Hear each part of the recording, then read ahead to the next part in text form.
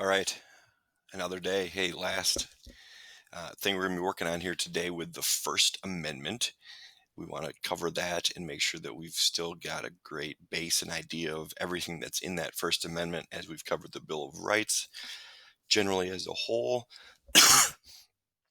We're going to be picking apart that Bill of Rights with getting deeper into certain amendments, and we've covered that First Amendment first, naturally, as there were some pieces to it, those five pieces to it, that we want to make sure that we've covered and make sure that you know how you are protected as well in terms of being a high school student. So we're going to cover that a little bit today.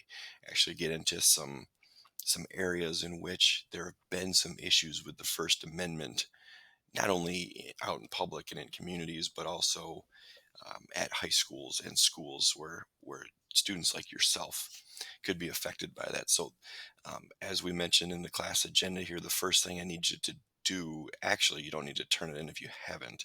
Many of you turned it in already, and I have now returned it to you. And that was that article that you needed to read from Upfront Magazine and then answer some questions that went with it. So, we're going to go ahead and cover that right now. So, you can get that out. If you need to turn your video off so you can follow along, that's fine.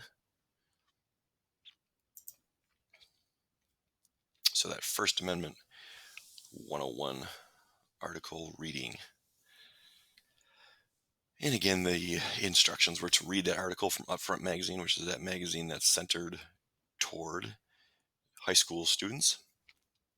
And it was split up into five different sections, six different sections with the introduction that talked about the Constitution a little bit. So, first and foremost, let's zoomy. There we go. All right. So let's start with that introduction. So, what was the year the Constitution was signed? Well, it was signed in 1787. That's when they actually signed it. But then um, it had to be like okayed by nine. Remember, 9 of the 13 states for it to be ratified. And remember, that term ratified means for something to be kind of made official. So, it was signed in 1787 at the Constitutional Convention. It was ratified 4 years later, finally, in 1791. Number two, who was the primary author of the Constitution and why did he add in the Bill of Rights? That was James Madison. So he's kind of referred to as the father of the Constitution. Don't get that mixed up with the father of the Declaration of Independence, which was Thomas Jefferson. Now, Thomas Jefferson was at the Constitutional Convention. He was there. He signed it and everything. Um, but don't mix those two guys up. And why did he add in the Bill of Rights? And it wasn't just him that added it in. It was they were getting a lot of pressure from colonists saying that they want to be protected against this new government that was being set up because they didn't like the fact that they were basically dominated and told what to do all the time by the British crown when they were under British rule. So he wanted to make sure that the new government didn't overstep its bounds. One, that it gave us those first 8 amendments, they gave us some personal freedoms and liberties. And remember, number 8 then basically said, or excuse me, number 9 then says, like, these aren't the only 8 things that were protected. There are obviously going to be other rights and liberties that we want protected, but we can't list them all because then the Constitution would be like 1,000 pages long. And then they had number 10, which also protected the states. It says anything that's not written in the Constitution is a reserved power for the states. So those Bill of Rights protects us as individuals from the government, but also protects the states from our big, large federal government. Number 3, the First Amendment establishes 5 freedoms for Americans. What are they? Speech, religion, press, assembly, and petition. And where do the First Amendment rules or liberties or freedoms sometimes differ for young people like yourselves? That'd be where you're sitting at right now. Well, you're sitting at home right now, but public schools. All right. Freedom of speech. So that was the first part of the article, dealt with freedom of speech. So, number 1, when do school officials have the right to limit your clothing choices and speech if they think either it might interfere with learning? So if your clothing choice or your speech interferes with the learning that's going on, officials can limit that. Um, when we say limit, like stop you from doing something, have rules about that, or get you in trouble for wearing something. Now, usually, if you come to school with some sort of what maybe our school officials would say inappropriate clothing would be, they're not going to get you in trouble for it. Especially like the first time, they might just ask you to change your clothing. Or if someone hears you, say something bad or cuss in the hallways or something or in the classroom, unless it's already been addressed with you or an established rule, that first time they're probably not going to like get you in trouble for it. They might just warn you and tell you to clean your mouth. I wish we could do what we do at our house when our kids use bad language. And we wash their, no, I'm just kidding. Put soap on your mouth. 2, the Supreme Court Justice Oliver Wendell Holmes said that free speech would not protect a man from falsely shouting what, where. You can't shout fire in a theater. Um, that's exactly what he wrote in his writing up of the way he felt about that the Supreme Court or a Supreme Court case dealing with freedom of speech. He said, yes, you have freedom of speech, but you can't do that. And he wrote that right in there. You can't yell fire in a crowded theater because it would create chaos. And so that kind of sets a precedent. Like you can't say anything in a public place where there's a lot of people that's going to cause chaos. You don't have that freedom of speech. 3, briefly explain what happened with the Tinker versus Des Moines case in 1969. Students were suspended from high school for wearing black armbands in protest of the Vietnam War. And we're going to look into that court case more today, so I'm not going to expand on that.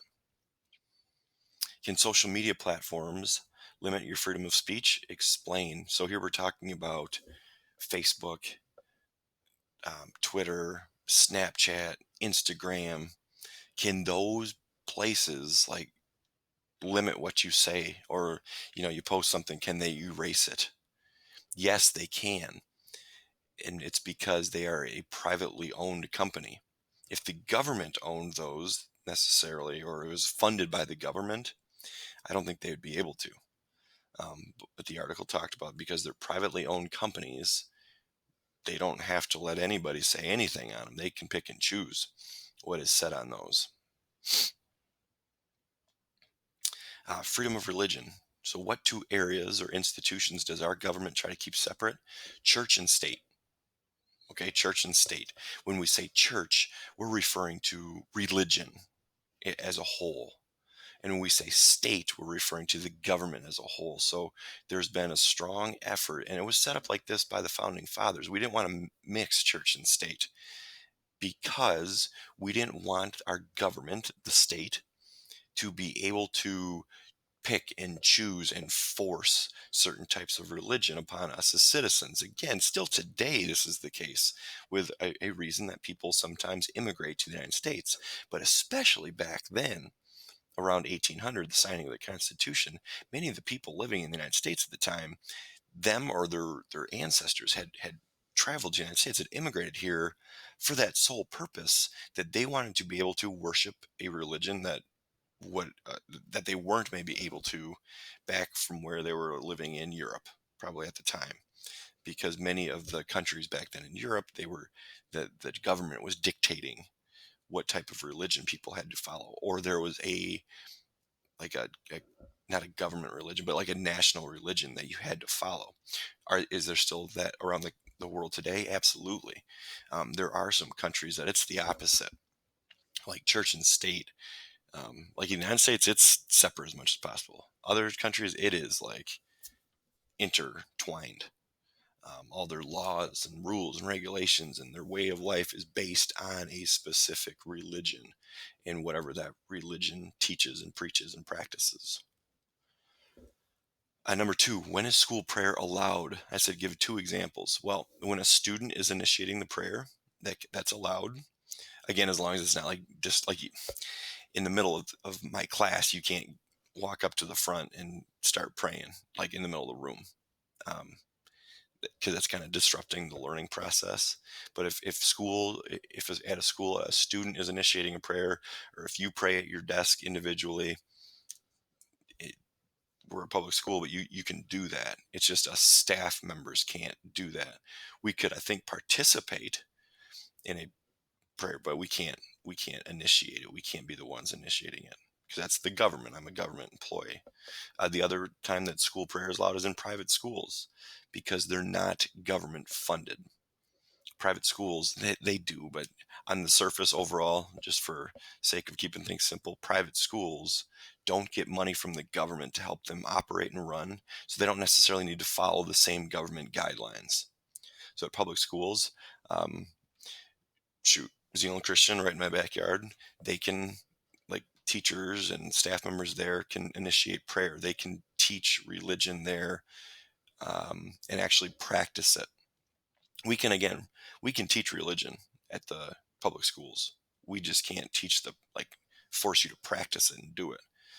We can teach you what religions are all about, um, what they do, the history behind those religions, but we can't force you to do a religion.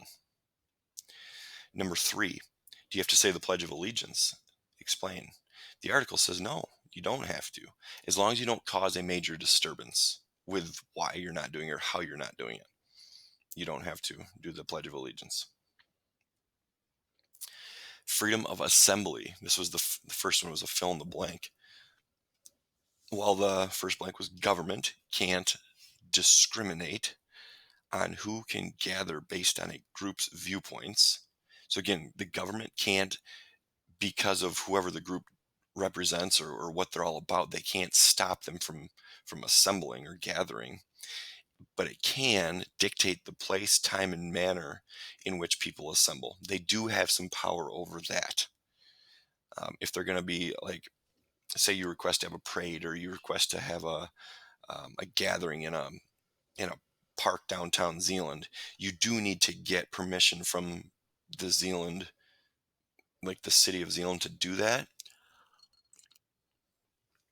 But they can put some restrictions on, like, when you're allowed to do that, what maybe you're allowed to have there. You can't set up like a big old rock concert probably at Huizinga Park, where Timber Town is in Zealand, at 2 in the morning. They're not going to let you do that. They might let you hold a normal gathering there with maybe a small platform, as long as it's planned out well in advance and they can, make sure everything's set in place. Two, why have most courts upheld curfews? What has their reasoning been?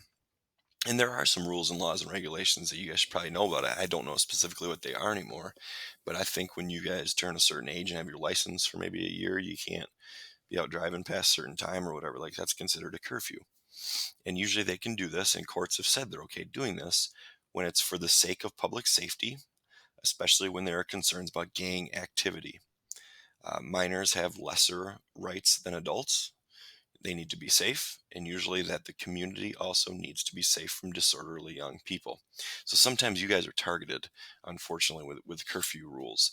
This past 5, 6, 7 months, with some of that social unrest and rioting, in a sense, or some protesting going on across our country, again, due to some of the maybe racial injustice stuff that's been going on in our country.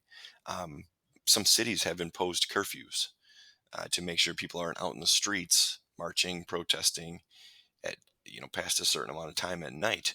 And some people have argued that this is breaking, like, their First Amendment right to assemble and to protest. Freedom to petition. So yeah, we have that freedom because, I mean, we look back at that first document, the Declaration of Independence. That's what it was. It was a petition. It was a complaint about British rule. And so we weren't going to, like, we just did that. I say the colonists, just basically petitioned the British government, and we wanted to keep being allowed to do that. So that's part of the First Amendment. Um, Students can't do what in terms of actions in schools? They can't encourage actions that will disrupt learning in school. Again, hopefully you're kind of seeing a theme here with this First Amendment stuff. You can do a lot. You can do all this stuff pretty much like outside of school, but if you're in school, if the school can prove that in some way, shape, or form you are disrupting the educational process, um, some of these First Amendment rights can be kind of stripped away from you or taken away from you. And lastly, what did Connecticut teen Avery Doninger do that got her in trouble? She wrote a blog post So again, that's social media stuff. You got to be careful with that. Urging her classmates to complain to school officials after they canceled a Battle of the Bands concert. Now, if she would have complained about that, she might have been okay and just left it at that, and had some like decent complaints about why they shouldn't have canceled it. But then she went like a step further and started insulting the administrators in her post. Don't go that route. Now, again, if she was out in public, and she wanted to have a Battle of the Bands in the city of Zeeland, she could go ahead and write a blog about that, and she could maybe insult the mayor of Zeeland or the city council members. She probably would not have gotten in trouble then. You can't do that. But the fact that it was in a school and she was insulting the school administrators and also almost encouraging her fellow students to kind of rebel. They argue that that was disrupting the educational process, and you can't do that. All right, so there's some brief things with the first, or those 5 things in the First Amendment that specifically dealt with schools and some things going on in schools. All right, so moving on here, we got a couple clips to watch. We're going to watch a couple of the Crash Course clips with our buddy Craig and his eagle that he punches every single time, dealing with freedom of speech, freedom of religion, freedom of the press. And then we're going to watch a clip with that Hip Hughes guy, that kind of nutty character that talks about what are your rights in schools. And he refers to a couple of the court cases or a couple of things that have happened in high schools to students just like yourself that have gone to the Supreme Court and how those things have been ruled on. So buckle down, pay attention. We're going to start with freedom of speech.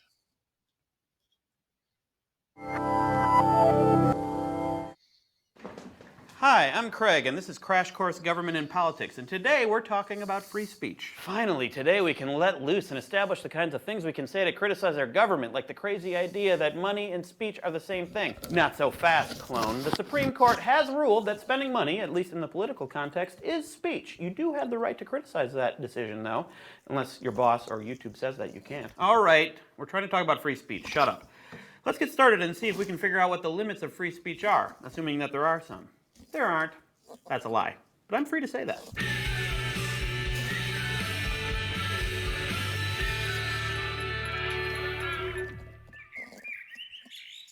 There are 2 really important things to remember about the First Amendment protection of free speech. The primary reason to have freedom of speech is to allow for public criticism of the stupid government. Stupid government. That's the sort of thing that can land you in jail in countries that don't have strong free speech protections. Or should I say, you would be Putin jail.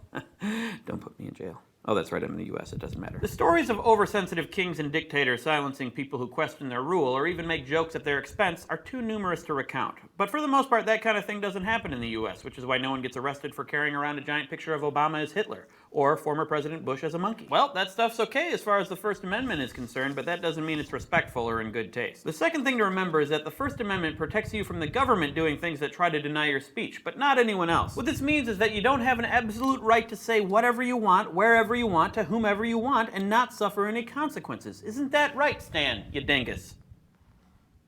I'm fired? I was just kidding, it was a joke. If you work for a private company, your boss can certainly fire you for saying mean things about them or revealing company secrets, and you don't have any First Amendment claim against them. Unless, of course, your boss is the government or a branch of the government, in which case you might be able to claim a First Amendment right. See, like most things, it's complicated. Among the speech that is protected, not all of it has the same level of protection under the First Amendment. Now let's exercise our right to free thought bubble. The speech that gets the strongest protection is political speech. Criticism of, but also praise for particular officials, their parties, or their policies is usually protected. It's given what is called preferred position, which means that any law or regulation or executive act that limits political speech is almost always struck down by courts. The big case that made pretty much the final decision on political speech was Brandenburg versus Ohio in 1968. In this case, a Ku Klux Klan leader was making a speech that, as you can imagine, was offensive to a lot of people and could have been considered threatening too. The court ruled that because the speech was political, it was protected by the First Amendment, no matter how outrageous it was. The court said, "The constitutional guarantees of free speech and free press do not permit a state to forbid or prescribe advocacy of the use of force or of law violation, except where such advocacy is directed to inciting or producing imminent action and is likely to produce such action." According to the court, the First Amendment protects speech even if it advocates the use of force or encourages people to violate the law. So you can advocate advocate overthrowing the government or not paying your taxes as much as you want, unless what you say is likely to produce the thing you're advocating, overthrowing the government, say, and it is likely to happen imminently, meaning very soon after you make the statement. This case limited an older standard regarding free speech that was put forward in the case U.S. versus Schenck in 1917. In that case, Schenck distributed pamphlets urging people to avoid the draft for World War I. This was a violation of the Espionage Act, which made it a crime to obstruct the draft or the war effort. The law was more complicated than that, but that's the basic gist. In his decision on this case, Oliver Wendell Holmes wrote that when that speech presents a clear and present danger, the state can then abridge that person's speech. Memorably, he explained that the First Amendment does not protect a person who shouts fire in a crowded theater. In later cases, Holmes limited this idea, largely because it gives the government a lot of leeway to say what kind of speech creates danger, especially during a war, as was the case with Schenck. Thanks, Thought Bubble. Political speech isn't the only type of speech that the courts have addressed. Symbolic speech can also be protected by the First Amendment, and if that symbolic speech has political content, it usually is protected. Symbolic speech includes wearing armbands, carrying signs, or even wearing a jacket with an obscene word directed at the military draft. Symbolic speech also includes burning an American flag, which pretty much is always a political message. Not all symbolic speech is protected, though. For example, if you're a high school student who holds up a banner that reads "Bong Hits for Jesus" at a school-sponsored function,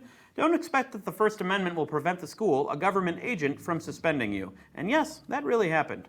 Also, this is not symbolic speech. That's violence. Even hate speech is protected, even if it's really hateful, like burning a cross on a person's lawn, although this might be prosecuted as vandalism or trespassing.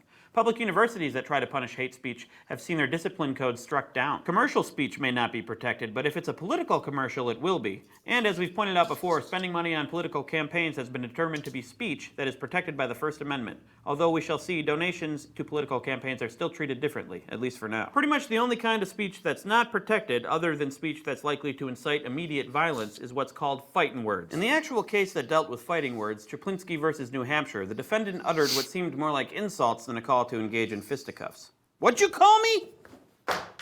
Still, the court ruled that some words were so insulting that they were more than likely to result in a fight, so fighting words are not protected speech. One thing to note, though, the fighting words free speech exception is almost never used. So as you can see, the First Amendment pretty much protects you from the government throwing you in jail or otherwise punishing you for what you say in most instances. But it's important to remember that the First Amendment is not unlimited. Most important, it only protects you from government action, not the action of private people, especially your employers. One final example might make this clear. In Pickering versus Board of Education, a public school teacher wrote a letter to the editor of his local paper complaining about the way that the school board was spending money on the schools. He didn't write it on school time or using school paper or email, especially since it was 1968 and there was no email. The school board, or his principal, fired him. He brought the case to the Supreme Court, claiming that he was fired for his speech, which was political in nature, criticizing local government, and not for anything related to his job performance. And he won. But the only reason he was able to get his job back is that his employer was the government, so it was the government that punished him for speaking out. For most of us, complaining about our employer's policies may get us fired, and unless we are government employees, we can't claim that it violated our First Amendment rights. The First Amendment, like all of the amendments, is meant to protect us from an overreaching government. There are other types of laws that help us deal with individuals who do things that we think are wrong, but we'll talk about those in another episode. Thanks for watching. See you next time. Third eagle punch in the video. Is that too much? It doesn't matter. I'm free to do it. Crash Course Government and Politics is produced in association with PBS Digital. Okay, so a little bit more there with the freedom of speech, part of that First Amendment, and where it has been played out and some of the rulings on it, keeping in mind that you can criticize government, you can criticize your employer, I guess, but you got to be careful about that. As you mentioned there, like a school teacher criticizing the government would be, I guess, okay, says the Supreme Court. There's criticizing their employer because their employer was the government. And he claimed he did it on his own time and stuff like that. So it also mentioned some other court cases that came up that we'll be looking at more later today. Okay, next one, freedom of religion.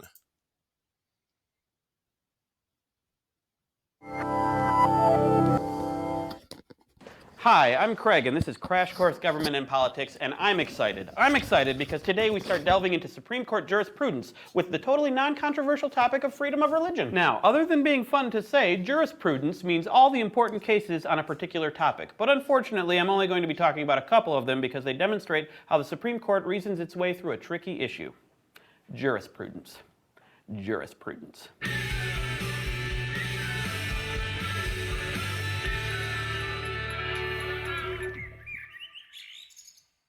So the Constitution deals with religion right there in the First Amendment, which is also the one that deals with speech and the press and assembly and petitions. Here's what it says. Congress shall make no law respecting an establishment of religion or prohibiting the free exercise thereof. It's the first clause in the First Amendment of the Bill of Rights, so it's pretty darn important. Notice it has two parts, and each one creates a separate religious liberty or freedom. The first part, no law respecting an establishment of religion, is called the Establishment Clause. Can you guess what the second religious liberty is? If you said free exercise, you're right. What do these two freedoms mean, though?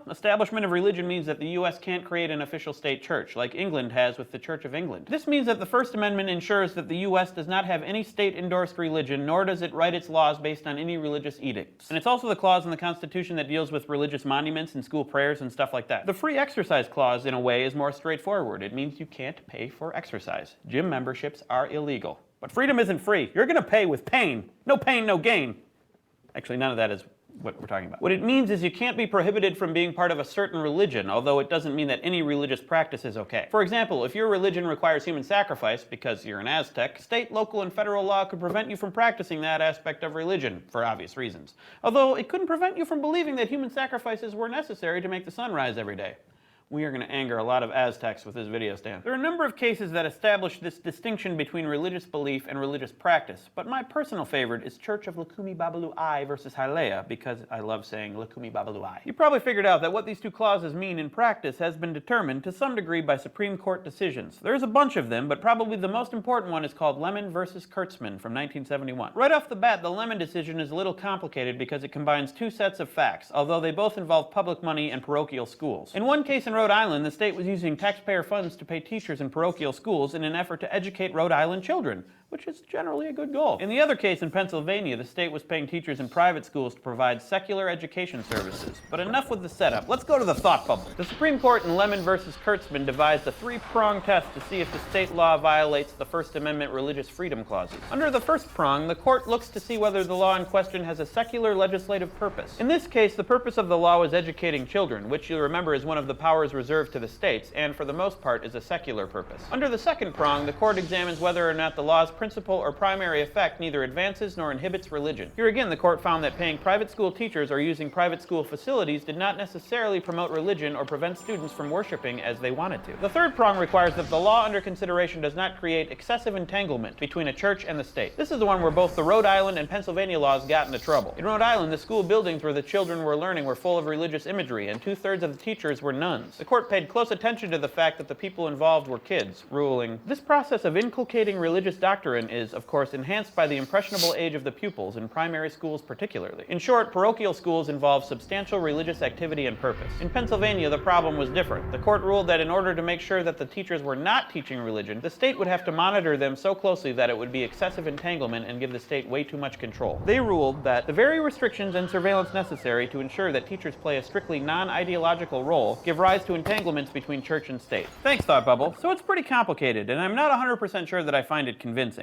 First of all, the justices engaged in some slippery slope reasoning about the Pennsylvania case. The court argued that even if in this situation the secular purpose was a good one, there's a tendency for states to take more and more power for themselves. But my bigger concern is that all three prongs in this case were given equal weight, and I'm not sure that they always should be. I mean, you got the one round one and then the two, long ones. And you can pull that round one. It's just for grounding. What the ruling in this case meant was that the secular purpose, educating children, was not going to happen, or at least would be made more difficult. Also, you could argue that it was kind of paternalistic, assuming that kids wouldn't be able to block out religious imagery. But since they are kids, maybe a little paternalism is okay.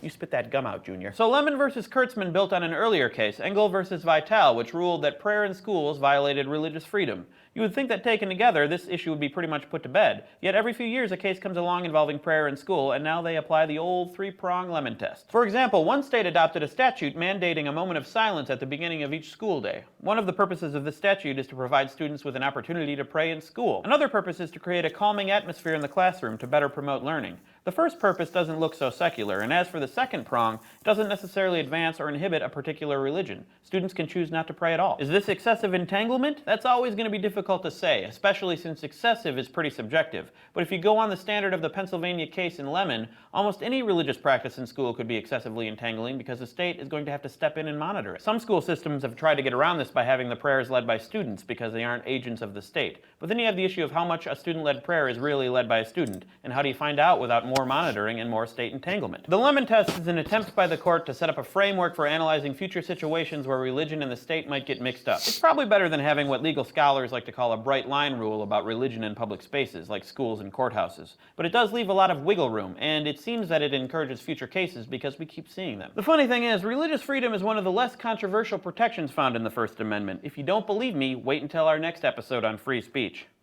Just wait. You just wait. Did you guys hear what he said? See you next time. Crash Course Government and Politics is produced in association with PBS Digital. Hey, so that's a tricky one. A lot of issues with religion in schools. And remember, we talked about our government has tried to be set up so we separate church and state, which has usually been pretty successful. But it's gotten real messy with schools, with things like prayers being said, one, at school, and who's allowed to say those prayers and when those prayers are appropriate. And two, at school events such as athletic events or choir concerts or graduations and stuff like that.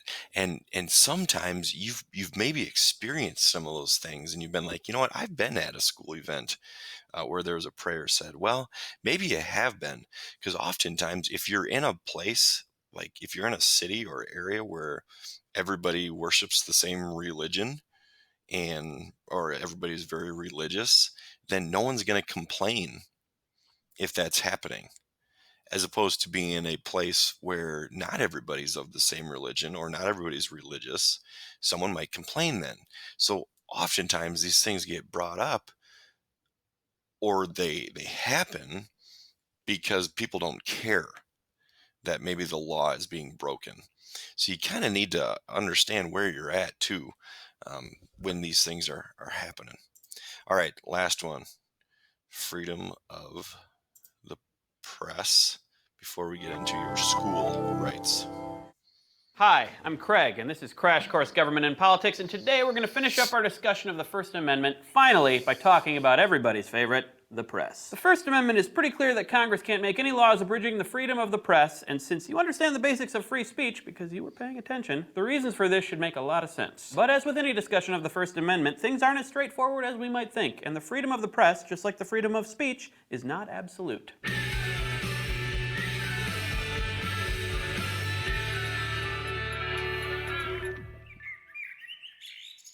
The main thing to know about the First Amendment and the press is that it prevents the government from censoring the press. For the most part, this means preventing the press from publishing some information in the first place, although it can also mean punishing a news agency after they publish something. Let's deal with pre-publication freedom of the press first. Let's go to the thought bubble. Censorship of the press before a story is published in print, broadcast, on television, radio, or the internet is called prior restraint, and the Supreme Court ruled that it was not allowed in a case called Neer versus Minnesota. In that case, a newspaper called the Saturday Press was going to publish a story that the city of Minneapolis was under the secret control of a cadre of Jewish gangsters, in particular the mayor and chief of police. City officials obtained an injunction to stop the publication of the story, and they gave the Saturday Press editors the opportunity to go before a judge to prove that the story was true. I'll get to this question of truth in a minute. The judge ordered the injunction and said that if the newspaper violated it, they would be punished for contempt of court. Instead, the newspaper countersued, claiming that Minneapolis and Minnesota were violating their freedom of the press. The Supreme Court agreed that no government was allowed to censor the press because a free press is essential for the political system to work.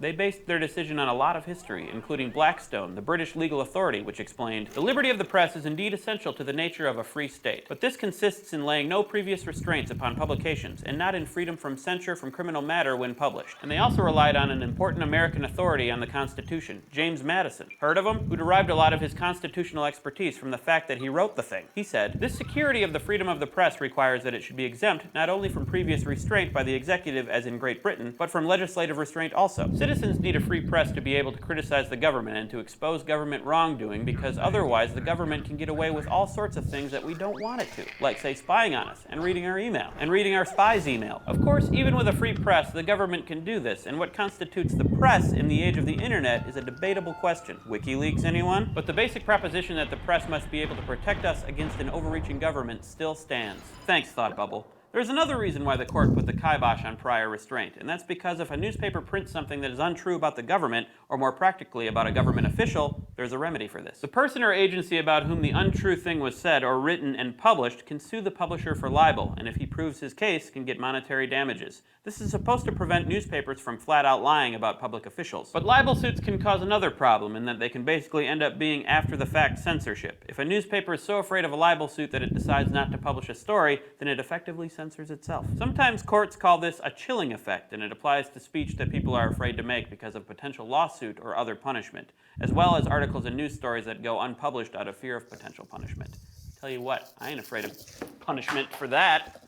I do what I want. Freedom of speech. Luckily for us, the court dealt with the libel issue in another landmark case, New York Times versus Sullivan from 1964. This case involved an advertisement in the Times that included some inaccurate statements about the way Alabama law enforcement was treating civil rights protesters, including Martin Luther King Jr. The Montgomery Public Safety Commissioner L.B. Sullivan thought these misstatements amounted to libel and sued the Times. He lost at the Supreme Court, and they ruled that the standard for libel of a public figure was actual malice, which was my nickname in high school. This means that in order to win a libel case, you must prove that the publisher of the libelous statement knew that the statement was false and acted with reckless disregard, my friend's nickname in high school, for the truth. This is an almost impossible standard to prove, and what it means is that public figures almost never win libel cases. This goes a long way toward explaining some of the outlandish things you read about politicians and celebrities in print. And I'm not even going to begin to talk about some of what you can find on the internet, like a bearded dude talking about government and punching eagles. Some argue that we shouldn't feel too bad about celebrities, and we should remember that they are celebrities and are usually doing all right for themselves. Unflattering publicity might simply be considered the price of fame. I'd point out that celebrities are human too, except for Lil Bub, the only non-human celebrity,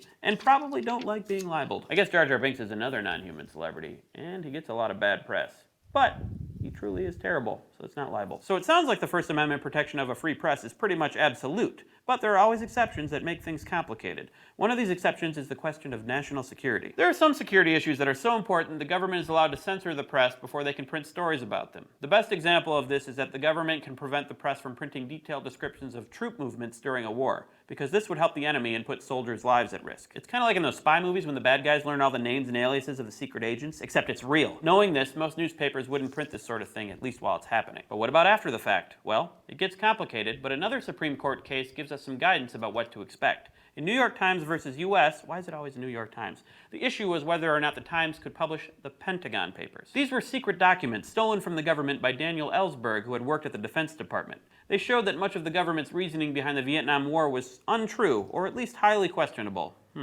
I'm going to go with untrue. The government tried to stop the Times and the Washington Post, too, from publishing these papers because it would make the government look bad and perhaps turn public opinion against the war. Now, this was 1971, and a good deal of public opinion was kind of already against the war, so much so that Lyndon Johnson had decided not to run for re-election just a few years before in 1968. But the government said that publication of this classified report would cause irreparable harm to America's ability to defend itself, and they tried to stop the publication. The court ruled against this prior restraint, further strengthening the First Amendment protection of the free press. It also slapped down the executive branch, which was trying to claim its privilege to keep state secrets. But we already mentioned this when talking about Nixon and his attempts to hold on to the Watergate tapes. Anyway, as you can see, the First Amendment offers a lot of protections to citizens in the press, especially when they're criticizing the government or its policies, or even when they're making fun of celebrities. And this is really, really important because American democracy relies on its citizens having enough information to make good decisions and hold elected officials accountable. We rely on the press to tell us what the government is doing so that we can decide whether or not we want to let them keep doing it. If the government can keep us from getting important or even not so important information by censoring the press or by preventing us from speaking out against what we see as wrong, it will be able to keep doing things that might be bad.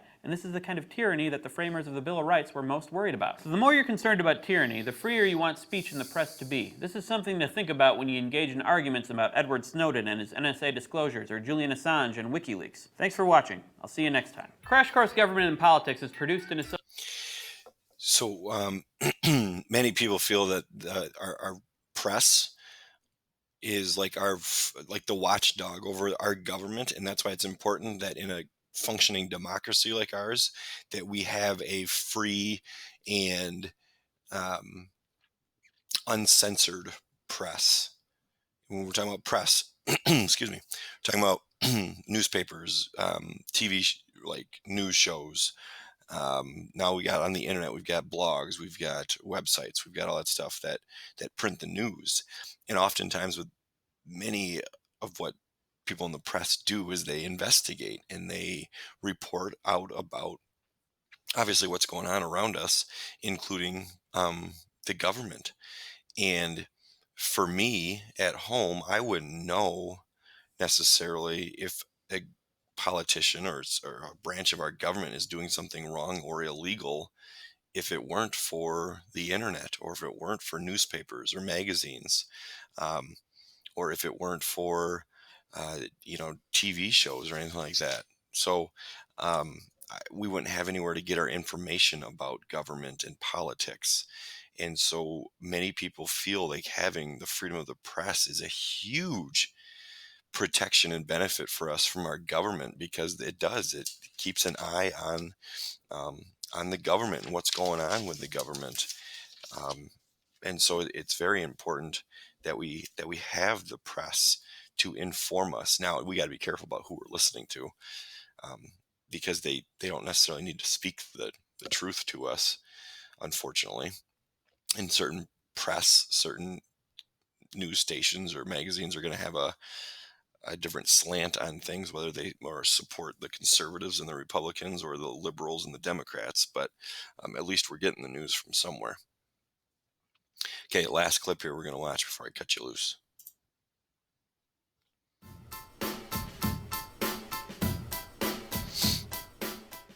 Hey guys, welcome to Hip Hughes History. Are you a kid in school and you're always yelling, "What about my rights?" Well, I'm about to tell you about your rights as we examine some Supreme Court cases that apply to you, the kid in school. And you might not be too thrilled with the outcome, but giddy up for the learning. Better be smart about it. So here we go. Let's go get her done right now.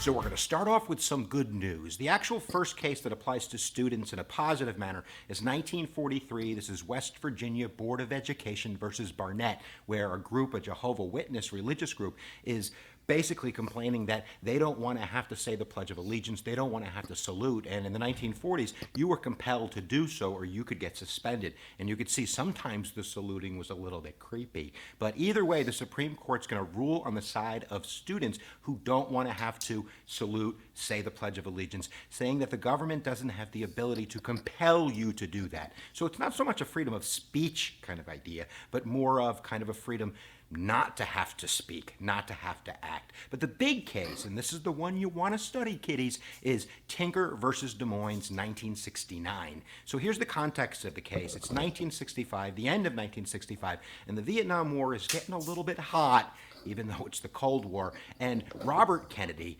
has basically announced that he wants a truce, a ceasefire, as we approach the Christmas holiday of 1965. And there's a lot of protesters and a lot of anti-war people and a lot of kids that are for this. And that includes the Tinker family. We have John, who is 15, Mary Beth, Paige, Hope, and a friend, Chris Heckard, that get together and they plan on supporting this endeavor by putting on some black armbands and going to the school. And when the Des Moines School District gets hold of this information, and it's not just the high school, but the middle school and the elementary school, they kind of, preempt it by saying, "Don't you dare. We don't want any of that kind of disturbance when we're trying to do the learning." And the kids do it anyway. And then on December 16th, Mary Beth and Chris Eckhard got suspended. John got suspended the next day. And it probably would have ended there if it wasn't for the lobby group, the civil rights organization, the American Civil Liberties Union, who came in and said, "We think we should do something about this." And that case eventually travels to the Supreme Court. They had lost in the lower court of the district court. Court of Appeals was a tie. And now they're there to say that students have some rights. And the court agrees. It's the Warren Court, the liberal activist court, who basically says that it's one thing if you're trying to, promote learning, you're trying to have a calm atmosphere. You're not doing it for that reason. You're doing it because you want to avoid controversy. So students have a right, maybe not to yell in the cafeteria, but they have a right to symbolically protest, even if it's an unpopular opinion, in school. The court says you don't shed your rights at the schoolhouse gate. You got some rights. So enjoy that, because I'm about to poke holes all over your Tinker armband rights.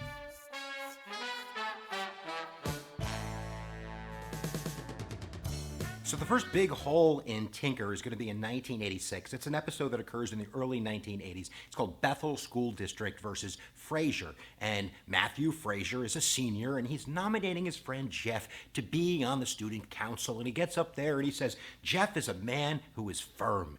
He is firm in his pants, firm in his character, and firm in his belief in our students, and he will use his point to pound away at this.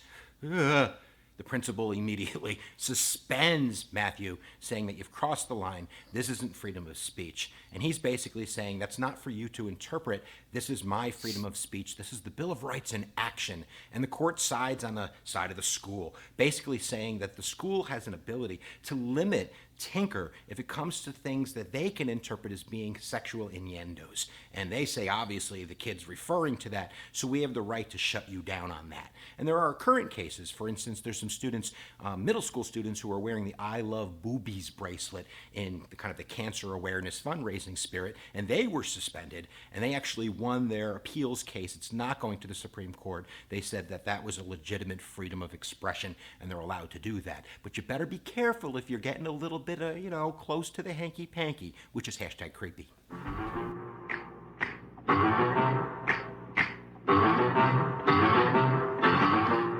I got another hole for you. This is Morris v. Frederick, 2007. It was an incident that occurred in Anchorage, Alaska in 2002, where a young man by the name of Joseph Frederick wanted to play a little prank. And basically what occurred was there was a Olympic relay coming through town, so Deborah Morris, the principal of the school, released the students early.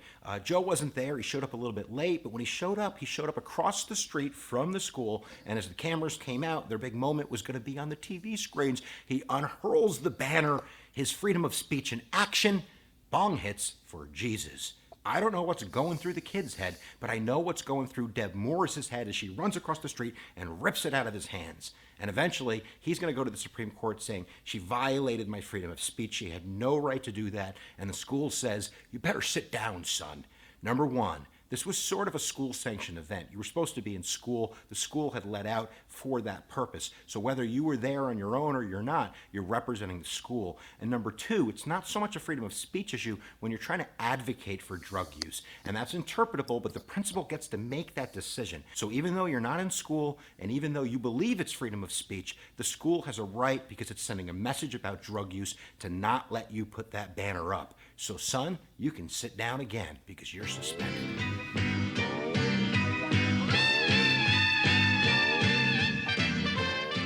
So you want to print an article in the newspaper, don't you? And you think you could do whatever you want because it's your freedom?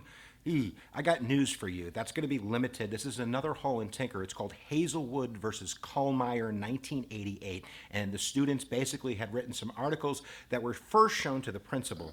And one of the articles was on divorce. Another one was on teen pregnancy. They were interviewing students, keeping their names anonymous. But the principal was like, I don't think this is a good idea. You're not going to print that. They go all the way to the Supreme Court saying that, if we don't have this freedom of press right in school, how are we going to live it when we get out of school? And the court says, no, school is for learning, and schools have to have the ability to have what's called prior restraint, which means you're going to have maybe more limitations on your freedom of expression when it comes to press in school, because that's not really why you're there. You're there to create a learning environment, and if the school believes it's getting in the way of some kind of pedagogical purpose, then it has the ability to do that. So watch what you print in the newspaper, because you might be going down.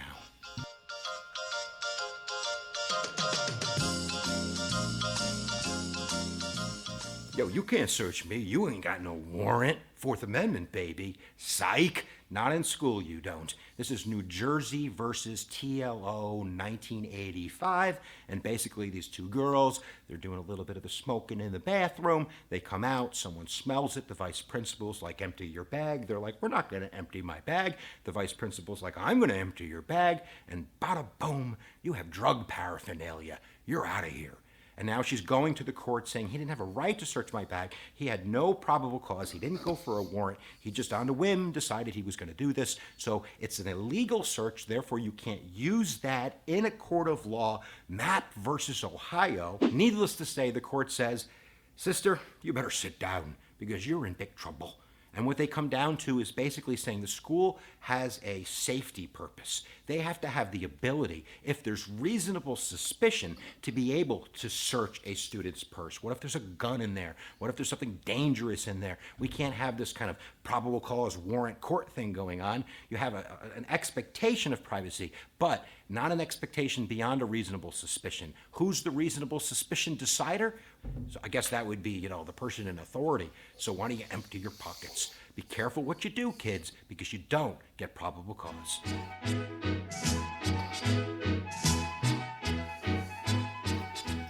You can't make me pee in a cup. Oh, maybe we can. There's actually two court cases that deal with student drug testing. Both of them are random drug testing that occur when you join first an athletic group, and this was the earlier court case. This is Veronia's School District versus Alton, 1995, where a student was joining a sports team and basically said, "Look, I didn't do anything wrong. You can't make me, give up my pee because just are randomly drug testing. You have to show I did something wrong." And the court says, "Not so fast, son. We have a duty in school not only to send a message about saying no to drugs, but to make sure, especially in athletics, you can't be on the field high. You could get hurt. So we have a duty to protect not only the message, but to protect you. We want to protect you." So therefore, it was held constitutional that schools can do random drug testing when you're joining, let's say, the football team or the baseball team or whatever. Now, the next court case, which is a Board of Education versus Earls 2002, doesn't deal with athletic groups, but competitive non-athletic groups like the chess club or the debate club. And remember, the prior message was, we're doing it for your safety. You could get hurt out there. But the court's going to broaden that. They're going to broaden the hole in your kind of Bill of Rights shield by saying, nope, the message of drugs is so important. We have such a duty to protect that we have the right to do random drug testings if you join the chess club. So there you go, guys. That's all the court cases. You got Tinker versus Des Moines. Put that in your pocket, but be careful because there's holes in that pocket. So, guys, we hope you learned something about your rights. You might not be that happy. Maybe. All right, so as you can see, the Supreme Court has ruled for students, like in that Tinker case, which we're going to look at a little bit more today, or you're going to have to look at a little bit more today. And they have ruled in the favor of students in some cases, but in other cases, they've ruled against students in terms of freedom of speech, freedom of the press. With that Hazelwood case, where the principal didn't allow things to be printed in the school newspaper because of censorship. It also got into the Fourth Amendment a little bit with that Tinker versus New Jersey court case that we're going to look at here probably in the next day that we have class together, where the girls they came out of the bathroom and people went in and smelled smoke. So they had their stuff searched through and they said, you can't do that because you don't have probable cause. Well, probable cause is what the police need for a warrant. In a school, school officials only need what we call reasonable suspicion, because the court has ruled that school it's different than being out in public. So as you saw, there are many different court cases dealing with high school students in terms of drug testing, freedom of speech, giving a speech. The one kid gives kind of a lewd speech that has some sexual innuendos and connotations in it. He's not allowed to do that. He gets in trouble for it. So there are some things that have happened in high schools that we need to be aware of, and that you guys need to be aware of, so that you know your rights, what you do and don't have according to the Supreme Court rulings in the past in a high school setting.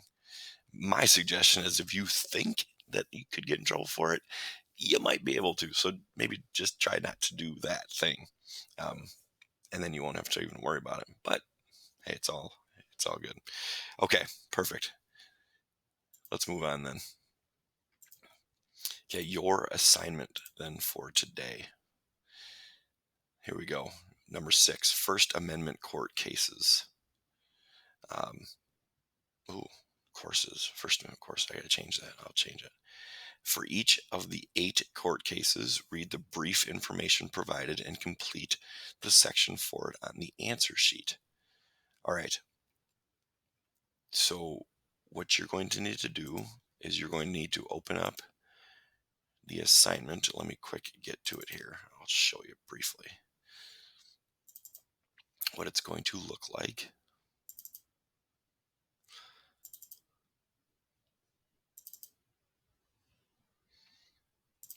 There are 8 First Amendment cases that you are going to need to. This is as long as they are. They're simple. They're written out really well. They tell us about the court case, and usually in the first paragraph, the second paragraph then explains how the Supreme Court ruled on it. Okay, there are 8 of them, and they also tell us what the court case is and then what the First Amendment issue is dealing with it. So there's court case number 1, 2, you see they're not very long reads, 3, 4, 5, 6, 7, and 8. Okay, very brief and short. For each one, as you will then see posted, you will then need to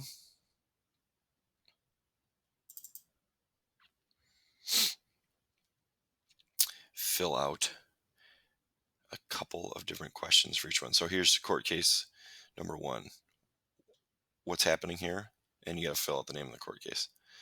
How is this related to the First Amendment? How did the court rule? What do you think the court, or why do you think the court ruled the way it did? And do you agree or disagree on their decision and why? So here we're looking for complete sentences, answer fully, give a 2-3 sentence answer for each one of these, and you'll be all set and ready to go. It may look like a lot of work, it's not. Just you'll get in a groove of how to answer each one of these. And again, each of those 8 court cases, there are only 2 paragraphs to read about it, and they're very well written. They're simple. They explain what they do. And in many of those court cases, you just heard about or watched video clips on, so you might be familiar with a couple of those. Once you get that done, and once this is done and complete, go ahead and turn it in on Google Classroom. Let me know in the chat that it's all done and complete.